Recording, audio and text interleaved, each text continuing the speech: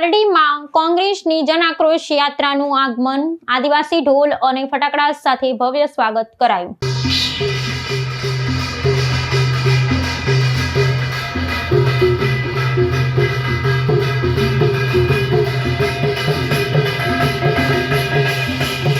ગુજરાત પ્રદેશ કોંગ્રેસ સમિતિ દ્વારા આયોજિત જન આક્રોશ યાત્રાનું વલસાડ જિલ્લાના પારડી ખાતે આગમન થતા કાર્યકરોમાં ભારે ઉત્સાહ જોવા મળ્યો હતો।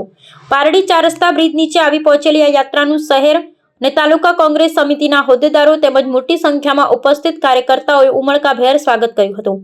આ પ્રસંગે આદિવાસી ઢોલ નગારાના નાદ અને ફટાકડાના આતિશબાજી વચ્ચે વાતાવરણ કોંગ્રેસના નારાઓથી ગુંજી ઉઠ્યું હતું। આ યાત્રામાં મુખ્યત્વે ગુજરાત પ્રદેશ કોંગ્રેસ પ્રમુખ અમિત ચાવડા, વિધાનસભાના પૂર્વ વિપક્ષી નેતા ડોક્ટર તુષાર ચૌધરી, નિવાસંદાના ધારાસભ્ય અનંત પટેલ ઉપસ્થિત રહ્યા હતા। સ્થાનિક આગેવાનો દ્વારા મહાનુભાવોને પુષ્પગુચ્છ અર્પણ કરી આવકારવામાં આવ્યા હતા।